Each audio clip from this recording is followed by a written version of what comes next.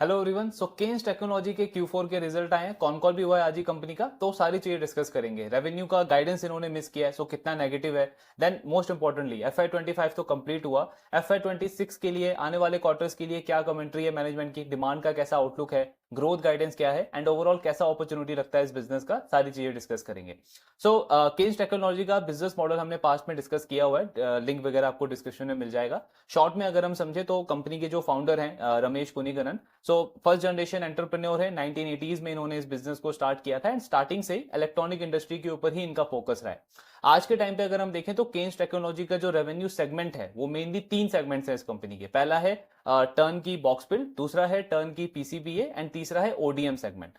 अब I mean अगर हम सेगमेंट वाइज समझे तो सबसे पहला जो सेगमेंट है इनका टर्न की बॉक्स बिल्ड, तो बॉक्स बिल्ड से ही आपको समझ में आता है कि अपने क्लाइंट के लिए पूरा प्रोडक्ट जो है वो पूरा कंप्लीट करके रेडी टू यूज फॉर्म में उसको ये सप्लाई करते हैं। जस्ट फॉर एन एग्जांपल, अगर इनको एक टीवी का ऑर्डर आया है, टीवी एलईडी का ऑर्डर आया है, तो कंपनी उस पूरे प्रोडक्ट का आई मीन आपका असेंबल करने से लेकर के, सोर्सिंग करने से लेकर के, उसका टेस्टिंग करने से लेकर के, पूरा पैकेजिंग करके अपने मतलब पूरा एंड प्रोडक्ट वो अपने क्लाइंट को सप्लाई करेगा। सो ये हो गया आपका बॉक्स बिल्ड वाला सेगमेंट।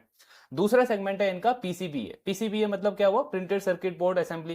प्रिंटेड सर्किट बोर्ड जो आई मीन आप देखते हो किसी भी इलेक्ट्रॉनिक डिवाइस के अंदर यूज होता है, आपका मोबाइल फोन से लेकर के, लैपटॉप से लेकर के, टीवी से लेकर के, फ्रिज से लेकर के, इवन आपका जो रिमोट होता है उसमें भी पीसीबीए यूज होता है।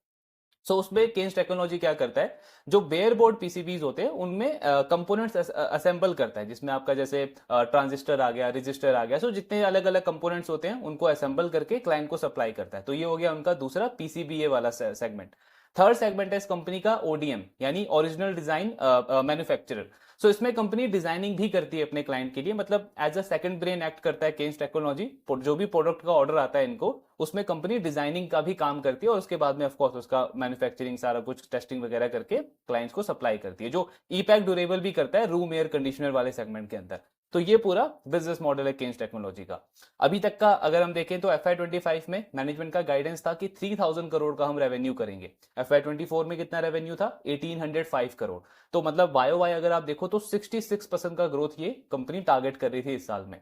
बट लास्ट क्वार्टर में जब कंपनी का रिजल्ट आया तो इन्होंने गाइडेंस को काफी बड़े मार्जिन से मिस किया। जो Q3 का इनका रेवेन्यू का नंबर था, आई थिंक 28-29% का ग्रोथ आया था सिर्फ, और वहां पे मैनेजमेंट ने अपना गाइडेंस भी रिड्यूस कर दिया पूरे साल का। ये एक और नेगेटिव, 3000 करोड़ के रेवेन्यू के गाइडेंस को मैनेजमेंट ने 28 से 2900 करोड़ का कर दिया। बेसिकली हुआ क्या, इन्होंने एक नया एक्विजिशन करा है, स्मार्ट मीटर के अंदर एक कंपनी है, उसको इन्होंने एक्वायर किया है हैदराबाद में, उसका मैन्युफैक्चरिंग फैसिलिटी वगैरह बिल्ड हुआ है। बट क्योंकि वो सेगमेंट कंपनी के लिए न्यू है तो उसको एग्जीक्यूट करने में थोड़ा सा इनको प्रॉब्लम आया, तो वहां पे 150 करोड़ का शॉर्टेज हुआ कंपनी को एग्जीक्यूशन में। ऑर्डर नहीं गया है, सबसे इंपॉर्टेंट पॉइंट है, वो ऑर्डर नहीं गया है बिजनेस के पास से, ऑर्डर है, जस्ट टाइमली उसको एग्जीक्यूट नहीं कर पाई कंपनी, इसीलिए मैनेजमेंट ने गाइडेंस को 3000 करोड़ से 28 से 2900 करोड़ कर दिया। नाउ अब देखते हैं कि Q4 में इन्होंने एग्जैक्ट अचीव क्या किया है पूरे साल में, और Q4 में कैसा एग्जीक्यूशन रहा है कंपनी का। अगर हम इनका रिजल्ट देखते हैं फोर्थ क्वार्टर का, तो FY25 में आई मीन ऑर्डर बुक से स्टार्ट करें, 6600 करोड़ के आसपास का टोटल ऑर्डर बुक है केन्स टेक्नोलॉजी का। और अगर आप वाई वाई ग्रोथ देखोगे इसमें, लगभग 58-59% का ग्रोथ है कंपनी के ऑर्डर बुक में। इस तरीके के जो बिजनेस होते हैं, आई मीन इनका गाइडेंस या कन्विक्शन कहां से देखोगे आप, ऑर्डर बुक से ट्रैक करोगे। अगर कंपनी का ऑर्डर बुक ही ग्रो नहीं हो रहा है तो हम कैसे एक्सपेक्ट करें कि वो अच्छा रेवेन्यू डिलीवर कर सकता है। बट यहाँ पे केन्स टेक्नोलॉजी का आप वाई वाई देखो या लास्ट क्वार्टर से भी कंपेयर करोगे तो भी आई थिंक 9-10% के आसपास का ऑर्डर बुक के अंदर ग्रोथ है। यहां से वो कन्विक्शन आता है मैनेजमेंट का भी एंड एज एन एनालिस्ट हमारा भी कि कंपनी उसको एग्जीक्यूट कर सकती है, वो चांस है। अब ओवरऑल एग्जीक्यूशन अगर हम देखें पूरे साल में तो कितना ग्रोथ किया है, 51%। जो इनिशियल गाइडेंस था वो था 66% की ग्रोथ का, 3000 करोड़ के रेवेन्यू का, उसको रिड्यूस करके 2800 करोड़ किया। बट एक्चुअली में एग्जीक्यूट कितना किया है, 2722 करोड़ के आसपास। अब टेक्निकली आई मीन आप बोल सकते हो कि गाइडेंस को मिस किया कंपनी ने, बट पर्सनली मेरा ऐसा मानना है कि बिजनेस जो है वो एग्जैक्ट मैथ तो बिल्कुल हो नहीं सकता। आई मीन ऐसा नहीं कि 2+2 4 ही होगा। अगर मैंने बोल दिया 3000 2800 करोड़ तो एग्जैक्ट 2800 करोड़ ही होना चाहिए। ऑफ कोर्स अब यहां से आप कंपेयर करोगे तो हार्डली 2.5 से 3% का नंबर जो है वो इन्होंने मिस किया है, एंड इतना चलता है। अब ये इस चीज पे भी डिपेंड करता है कि हम किस बिजनेस की बात कर रहे हैं। अगर यही बिजनेस होता जिसने 20% की ग्रोथ का गाइडेंस दिया होता और फिर वो अगर 15-16% करता, तब मैं उसको बहुत क्रिटिसाइज कर सकता था। लेकिन अगर आप एम ही इतना बड़ा कर रहे हो, इंडिया में आपको कितने बिजनेस मिलेंगे जिनमें ग्रोथ ही नहीं है, लास्ट 5-6 साल से बिल्कुल फ्लैट पड़े हुए हैं, डेड पड़े हुए हैं। ऐसे में अगर कोई बिजनेस, कोई मैनेजमेंट ऐसा गाइडेंस दे रहा है, ऐसा टारगेट रख रहा है अपने लिए कि 60-70% पे हम ग्रो करेंगे, और उसके बाद अगर वो 2-3% से वहां पे शॉर्ट भी करता है, तो एज एन इन्वेस्टर मैं उस चीज से सेटिस्फाई हूं, बिकॉज आपने एम तो बड़ा रखा। एज ए इन्वेस्टर मुझे इंटरेस्ट तो आया आपके बिजनेस के अंदर। सो मैं टेक्निकली इस गाइडेंस को मिस नहीं मानता हूं। ऑलमोस्ट इन्होंने उतना अचीव करा हुआ है। देन अगर आप इबिट्टा वाला पार्ट देखोगे कंपनी का, इबिट्टा मार्जिन का, तो इन्होंने गाइडेंस दिया था कि मार्जिन हमारा इंप्रूव होगा, और ऐसा एक्सपेक्टेड था कि 15% के आसपास मार्जिन रहेगा, मतलब बिलो 15% रहेगा। लेकिन एक्चुअली अगर आप देखोगे तो इबिट्टा मार्जिन इनका 15% भी क्रॉस कर दिया है। तो यहां मैं बोल सकता हूं कि मे बी 2-3% से गाइडेंस मिस हुआ, लेकिन यहां पे तो इबिट्टा मार्जिन का गाइडेंस इन्होंने सरपास कर दिया। तो ओवरऑल वही हम बात करते हैं कि कुल मिला के अगर हम देखें तो बिल्कुल इन लाइन नंबर्स हैं। देन पैट में 60% की ग्रोथ है, यानी ऑपरेटिंग लिवरेज मिला है कंपनी को बहुत अच्छा पूरे साल में। उसके बाद आरओसी आरओई का नंबर जो आपको 19% का दिख रहा है, ये इन्होंने एक्चुअली जो क्यूआईपी फंड रेजिंग वगैरह करी है उसको एक्सक्लूड करके मैनेजमेंट ये नंबर दिखा रहा है। उसको इंक्लूड करके देखोगे, क्योंकि फंड रेजिंग हुई है तो आपका इक्विटी का बेस बढ़ जाता है, आपको एक्स्ट्रा कैपिटल वहां पे डिप्लॉय करना पड़ता है। सो ऑफकोर्स आपका आरओसी भी डाउन हो जाता है, आरओई का नंबर भी आपके नीचे जाता है, लेकिन उसको एक्सक्लूड करके 19% का नंबर है। Q4 का स्पेसिफिकली देखें तो 54% का ग्रोथ है, एंड यहां पे बिट्टा मार्जिन 17% क्रॉस कर गया है कंपनी का, यानी डायरेक्शनली जो मार्जिन है उसमें बहुत अच्छा इंप्रूवमेंट है कंपनी का, ये बहुत बड़ा पॉजिटिव है। देन पैट में इतनी अच्छी ग्रोथ नहीं है, Q4 के अंदर 43% का ग्रोथ देखने को मिला है। ये कंपनी के वर्टिकल्स हैं, जैसे हमने बात करी कि बहुत सारे वर्टिकल्स में काम करता है केन्स टेक्नोलॉजी। ऑटोमोबाइल है, इंडस्ट्रियल में आपका स्मार्ट मीटर आता है, ईवी आता है, एरोस्पेस है, मेडिकल है। ग्रोथ अगर आप देखोगे तो सबसे ज्यादा इंडस्ट्रियल वाले सेगमेंट में ही है। लास्ट ईयर 48% कंट्रीब्यूशन आया था, इस साल 55% का कंट्रीब्यूशन आया है। सेगमेंट वाइज अगर हम देखें तो जनरली इनका जो ओडीएम का सेगमेंट है वो काफी कम कंट्रीब्यूट करता था, इस साल 18% का कंट्रीब्यूशन आया है। और ओडीएम वाले सेगमेंट में एक्चुअली आपके मार्जिन भी बेटर होते हैं, बिकॉज वही जो हमने बात करी कि कॉम्प्लेक्सिटी ज्यादा है, आप ज्यादा टास्क कर रहे हो अपने अपने क्लाइंट के लिए, तो वहां पे आप ज्यादा मार्जिन चार्ज करते हो, बिकॉज आप डिजाइनिंग वगैरह में भी काम कर रहे हो। सो इसी में भी ये भी एक रीजन हो सकता है कि कंपनी के मार्जिन क्यों इतने ज्यादा अच्छे आए हैं इस साल। देन अगर हम मेन मैट्रिक्स अगर हम देखें तो कंपनी का एसेट टर्न आपको दिखेगा काफी नीचे हो गया है। 4.9 का एसेट टर्न जो है वो 3.4 हो गया, मतलब लगभग 1.5 पॉइंट से नीचे आया ये लास्ट ईयर के कंपैरिजन में। पर ये नेगेटिव नहीं है, इसके साथ में हमको ग्रॉस ब्लॉक भी देखना पड़ेगा, मतलब टोटल एसेट एसेट बेस भी तो इनका बढ़ गया है बहुत ज्यादा, बिकॉज कंपनी बहुत ज्यादा कैपेसिटी एक्सपैंड कर रही है, इसीलिए इन्होंने फंड रेजिंग करी है इतनी ज्यादा, डबल से भी ज्यादा हो गया कंपनी का टोटल कैपेसिटी। सो इसीलिए ऑफकोर्स एसेट टर्न पे तो फर्क पड़ेगा, क्योंकि इनमें से बहुत सारी कैपेसिटीज है जो केन्स टेक्नोलॉजी की अभी ऑपरेशनलाइज नहीं हुई है। कुछ तो इवन FY26 के बिल्कुल एंड में जाके होगी, तो उसका जो आपको बेनिफिट मिलेगा, रेवेन्यू मिलेगा, वो FY27 में मिलेगा। सो एसेट टर्न इस वजह से नीचे आया है, ऐसा कुछ नेगेटिव नहीं है बिजनेस में। Then net debt to equity भी ऑफकोर्स बहुत नेग्लिजिबल है कंपनी का। नेट वर्किंग कैपिटल डेज आप देखोगे तो वाई वाई थोड़ा सा इंक्रीज हुआ है, जबकि इन्वेंट्री डेज इंप्रूव हुआ है 97 से 91, तो इन्वेंट्री को ज्यादा लेके गई नहीं है कंपनी FY25 के अंदर। स्टिल कंपनी का net working capital days increase हुआ है, क्यों? बिकॉज रिसीवेबल डेज बहुत तेजी से बढ़ गए हैं, 59 से 84 ऑलमोस्ट अगर आप देखोगे तो 43-44% का इंक्रीज है कंपनी के रिसीवेबल डेज के अंदर। क्यों है अभी हम आगे कॉन कॉल में डिस्कस करेंगे। देन इनका ये पीएनएल वाला पार्ट है, सो इसमें मार्जिन में तो इंप्रूवमेंट है, बट पैट में ऑपरेटिंग लेवरेज क्यों नहीं मिला है? पैट का अगर आप ग्रोथ देखोगे तो 43% है, टॉप लाइन का ग्रोथ है 54%, जबकि बिट्टा मार्जिन इंप्रूव हुआ है। सो वो दो मेन रीजन है, पहला आपका डेप्रिसिएशन कॉस्ट डबल से भी ज्यादा हो गया 129%, क्यों? वही कंपनी एक्सपैंड इतना हैविली कर रही है लास्ट 1-2 साल के अंदर। दूसरा फाइनेंस कॉस्ट भी इंक्रीज हो गया 92% से। सो इन दोनों मेन रीजंस की वजह से कंपनी का जो पैट है मतलब ग्रो हुआ है, लेकिन ऑपरेटिंग लिवरेज नहीं मिला इनको, 43% का पैट ग्रो देखने को मिला है। तो ये ओवरऑल नंबर्स इन्होंने रिपोर्ट करे हैं, मतलब नंबर्स को अगर हम सिर्फ देखें तो अच्छे नंबर्स इन्होंने रिपोर्ट करे हैं। मे बी आप रेवेन्यू में बोल सकते हो गाइडेंस को मिस किया है, बट मैं पर्सनली उसको मिस नहीं मानता। 2-2.5-3% का जो रेवेन्यू है वो अप डाउन चलता है। मार्जिन में अच्छा इंप्रूवमेंट हो गया, 15% का बिट्टा मार्जिन क्रॉस हो गया, एंड ओवरऑल पूरा FY25 काफी अच्छा गया कंपनी का। नाउ अब देखते हैं कि कॉन कॉल के अंदर मैनेजमेंट ने किन चीजों पे बात करी है, कैसा गाइडेंस दिया है अगले साल का, एंड डिमांड का कैसा आउटलुक है। सबसे पहले रिसीवेबल पे ही बात करते हैं, बिकॉज वो टॉपिक स्किप हो जाता है तो फिर कमेंट सेक्शन में उसका दोबारा अलग से एक्सप्लेन करना पड़ता है उसको। सो रिसीवेबल क्यों बढ़ा कंपनी का, 59 से 84 डेज हो गया। केन्स टेक्नोलॉजी ने एक्चुअली इस साल एक एक एक्विजिशन करा है अपना, वो जो स्मार्ट मीटर कंपनी का। सो वो जो स्मार्ट मीटर कंपनी थी, उनके जो पुराने क्लाइंट्स थे, आई मीन उनका 2 बिजनेस था। अब वो केन्स टेक्नोलॉजी कह रहा है कि दूसरा बिजनेस बंद हो जाएगा, सिर्फ एक ही बिजनेस करेगा, वो डिवाइस मैन्युफैक्चरिंग का। पहले वो कंपनी डिवाइस मैन्युफैक्चरिंग के साथ में मीटर इंस्टॉलेशन का भी काम करती थी। सो वो जो मीटर इंस्टॉलेशन का जो उनका बिजनेस था, उसमें उनके कुछ क्लाइंट्स के साथ में ऐसे टर्म्स एग्रीमेंट्स थे जिसमें क्लाइंट जो है वो उस कंपनी को बहुत लंबे टाइम के बाद पैसा देगा। मतलब वो टर्म्स ही इस तरीके से थे कि क्लाइंट काफी लंबे टाइम के बाद पैसा देगा, वो एग्रीमेंट ही इस तरीके का था। तो पेमेंट डिफॉल्ट नहीं हुआ है ये, बट वो टर्म्स ही इस तरीके का बना है कि आई मीन उसमें जो रिसीवेबल डेज हैं वो काफी काफी ज्यादा हैं। सो वो एक्विजिशन की वजह से, उस कंपनी की एक्विजिशन की वजह से केन्स का भी जो ओवरऑल रिसीवेबल डेज है वो हमको 59 से 84 डेज हो गया है। अच्छी बात इसमें ये है कि मैनेजमेंट कह रहा है इंक्रीमेंटल, अब इससे हम जो भी बिजनेस करेंगे उसकी जो रिसीवेबल टर्म्स हैं वो बिल्कुल नॉर्मल रहेंगे 90 से 120 डेज में। और वो इंस्टॉलेशन वाला तो बिजनेस अभी नहीं होगा, सिर्फ डिवाइस मैन्युफैक्चरिंग वाला बिजनेस होगा। सो ये एक इंपॉर्टेंट अपडेट है।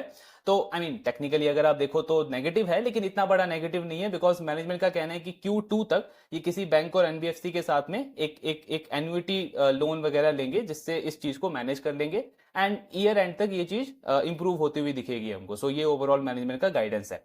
नाउ अगले पार्ट पे आते हैं कि कंपनी का डिमांड का कैसा आउटलुक है। सो मैनेजमेंट कह रहा है कि डिमांड वगैरह काफी अच्छा है। इन्होंने एक नया अपना सब्सिडरी भी लॉन्च किया है स्पेस टेक्नोलॉजी के अंदर, सैटेलाइट टेक्नोलॉजी के अंदर। सो केन्स का कहना है कि हम जो इसरो है इंडिया का, उसके साथ में पिछले काफी टाइम से काम कर रहे हैं एंड हमको एक अच्छा अपॉर्चुनिटी लगता है ये। प्लस ये जो पूरा वर्टिकल है स्पेस का, ये high tech, high growth, high margin वाला वर्टिकल है, तो इसमें अभी ये एंटर कर रहे हैं। इसके साथ में कंपनी ने कुछ और एक्विजिशंस करे हैं। एक इन्होंने सेंसोनिक करके एक कंपनी है ऑस्ट्रिया की, उसको एक्वायर करा है। सो वो कंपनी जो है वो रेलवे वगैरह के लिए काफी हाईटेक टेक्नोलॉजी वगैरह बनाती है।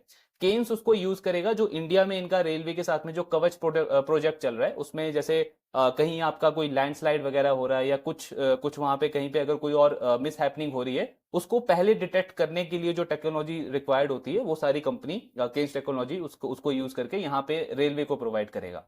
दूसरा इन्होंने एक्विजिशन किया है कनाडा के अंदर, ऑगस्ट करके कंपनी का नाम है, ऑगस्ट इलेक्ट्रॉनिक।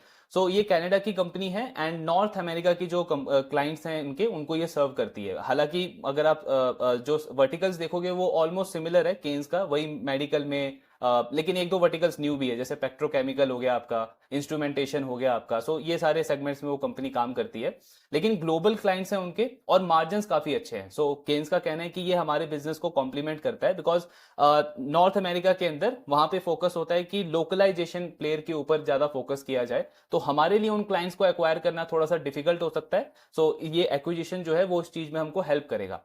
प्लस दूसरा, वो जो कंपनी है उसके मार्जिन्स काफी बेटर हैं केन्स के जो कंसोलिडेटेड मार्जिन्स है, तो कंपनी का मार्जिन इंप्रूवमेंट भी होने का चांस बनता है वहां से। तो ये सारी चीजों की वजह से कंपनी ने ये एक्विजिशंस करा है। तो ये 3 एक्विजिशंस करें और एक इन्होंने नई सब्सिडरी लॉन्च करी है।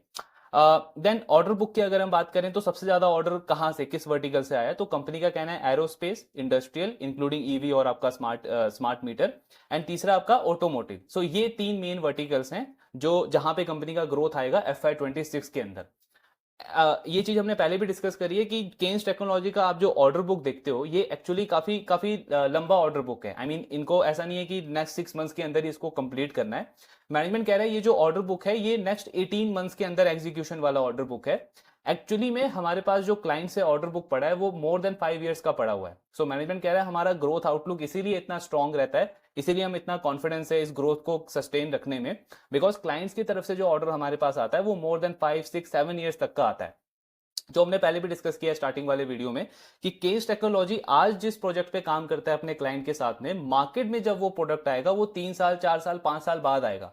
सो आई मीन वहीं से हमको समझ में आता है कि कितनी ज्यादा कॉम्प्लेक्सिटी है इनके टास्क के अंदर, इनके काम के अंदर। मे बी उस रीजन की वजह से B2B मॉडल होने के बाद में भी इनके मार्जिन काफी बेटर है और यहां से भी इंप्रूव होते जा रहे हैं। सो ये 3 वर्टिकल्स हैं जहां से मेन ग्रोथ आएगा FY26 में। देन मैनेजमेंट का कहना है कि एक्सपोर्ट सेगमेंट भी ग्रो करेगा FY26 में, 15% के आसपास कंट्रीब्यूशन आएगा एक्सपोर्ट के अंदर। और आई मीन ये जो इनका दो जो फैसिलिटी आ रही है ओसैट की और एचडीआई पीसीबी की, एक आ रही है सानंद में गुजरात में, दूसरी आ रही है चेन्नई के अंदर, ये Q4 ऑफ FY26 में ऑपरेशनलाइज हो जाएंगे। हालांकि बड़ा जो रेवेन्यू है वो ऑफकोर्स FY27 से स्टार्ट आना होगा उसका, लेकिन FY26 के एंड में वो ऑपरेशनलाइज हो जाएंगे। प्लस मैनेजमेंट कह रहा है कि ये जो दो सेगमेंट हमारे स्टार्ट होंगे, इनसे हमारा एक्सपोर्ट का रेवेन्यू और ग्रो करेगा। एंड अराउंड 2 इयर्स का इन्होंने टाइमलाइन दिया है, जिसमें एक्सपोर्ट का कंट्रीब्यूशन 15% से बढ़ के 20 से 25% तक इंक्रीज होगा। देन स्पेस टेक की अगर हम बात करें, तो अभी जो रिसेंटली इंडिया पाकिस्तान का जो कंफ्लिक्ट हुआ है, उसके बाद इंडियन गवर्नमेंट ने ऑर्डर दिया है कि कुछ और सैटेलाइट्स वगैरह जल्दी लॉन्च किया जाए। सो वो केन्स टेक्नोलॉजी की मैनेजमेंट कह रही है एक अच्छी अपॉर्चुनिटी है हमारे लिए भी, बिकॉज वही इसरो के साथ में हमने काफी लंबे टाइम तक काम किया है, एंड इनके पास में कुछ ऐसे साइंटिस्ट हैं जिन्होंने इसरो में काफी सारे बड़े बड़े प्रोजेक्ट्स के अंदर काम किया हुआ है। सो वो एक्सपीरियंस इनको हेल्प करेगा इस ओवरऑल अपॉर्चुनिटी को लेवरेज करने में। सो इसके अंदर ये भी एक नया ग्रोथ एवेन्यू कंपनी टारगेट कर रही है। अभी जस्ट इन्होंने एंटर करा है, और इनका फोकस रहेगा स्टार्टिंग में कि जो आपके वो सैटेलाइट्स वगैरह जो लॉन्च किए जाते हैं, जो व्हीकल्स वगैरह लॉन्च किए जाते हैं, उनके कंपोनेंट्स बनाने पे स्टार्टिंग में फोकस रहेगा मैनेजमेंट का। देन मैनेजमेंट कह रहा है आगे चल के हम वो पूरा आई मीन जो व्हीकल वगैरह है, जो सैटेलाइट्स वगैरह है, वो उसके मैन्युफैक्चरिंग के अंदर भी आएंगे, यानी वैल्यू चेन में आगे की तरफ बढ़ने का टारगेट है इनका। बट ऑफकोर्स अभी जस्ट स्टार्ट कर रही है कंपनी इस सेगमेंट में। देन इसके बाद ओसैट वाला जो इनका प्लांट है, वो जो सेकंड क्वार्टर होगा, मतलब जुलाई से सितंबर का जो क्वार्टर होगा, उसमें इसका धीरे धीरे कंपनी जो टेस्टिंग वाला पार्ट है वो स्टार्ट करेगी। 6 मॉडल सेमीकंडक्टर्स की ये टेस्ट करने का प्लान कर रहे हैं FY26 के एंड तक। इसमें रेवेन्यू कुछ खास नहीं आएगा, बट हाँ थोड़ा बहुत रेवेन्यू जनरेट होना स्टार्ट हो जाएगा। जो HDI PCB का प्लांट है इनका, वो नवंबर दिसंबर तक ऑपरेशनलाइज हो जाएगा, एंड Q4 में उसमें भी कंपनी थोड़ा बहुत प्रोडक्शन वगैरह, टेस्टिंग वगैरह स्टार्ट कर देगा। देन जो बड़ा पार्ट है रेवेन्यू का, वो ऑफकोर्स उन दोनों में FY27 से आना स्टार्ट होगा। गाइडेंस की अगर हम बात करें, ग्रोथ गाइडेंस की बात करें, तो मैनेजमेंट कह रहा है कि बहुत कॉन्फिडेंट है हम, और FY26 में 60% का ग्रोथ का गाइडेंस है इनका, रेवेन्यू ग्रोथ की अगर हम बात करें। सो एक्चुअली इन्होंने कुछ टाइम पहले गाइडेंस दिया था कि FY25 में हमारा 3000 करोड़ का रेवेन्यू रहेगा, एंड देन FY26 में 4500 करोड़ का रेवेन्यू रहेगा।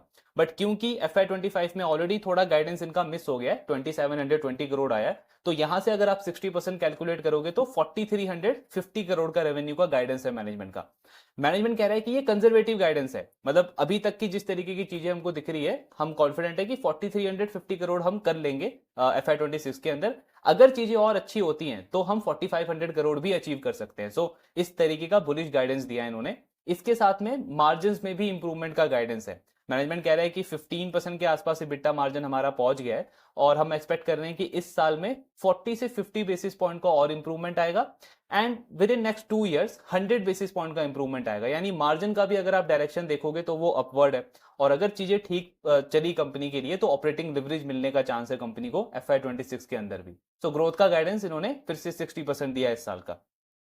देन रिसीवेबल डेज हमने ऑलरेडी डिस्कस कर लिया है, किस वजह से रिसीवेबल डेज बढ़ा है। मैनेजमेंट कह रहा है कि इस ईयर के एंड तक वो काफी ज्यादा इंप्रूव हो जाएगा। कैपेक्स में मेनली जो इनका कैपेक्स जाएगा वो इन्हीं दोनों प्लांट के ऊपर जाएगा, ओसैट और HDI PCB। इनका चामराजनगर में कर्नाटका के अंदर एक EMS जो उनका मेन कोर बिजनेस है, उसकी फैसिलिटी रेडी हो रही थी, वो हो चुका है। इस साल उसका ऑपरेशनलाइजेशन हो जाएगा। एसेट टर्न पे मैनेजमेंट ने गाइडेंस दिया है कि जो हमारा हिस्टोरिकली जो एसेट टर्न होता था 5-6 का जो एसेट टर्न होता था, वो नियर फ्यूचर में पॉसिबल नहीं है। आई मीन 3-4 साल लगेगा हमको उस लेवल के एसेट टर्न पे पहुंचने पे। बट इसमें कुछ नेगेटिव नहीं है बिजनेस में, इनको आई मीन इस तरीके से पूरा प्लान करना पड़ रहा है बेसिकली।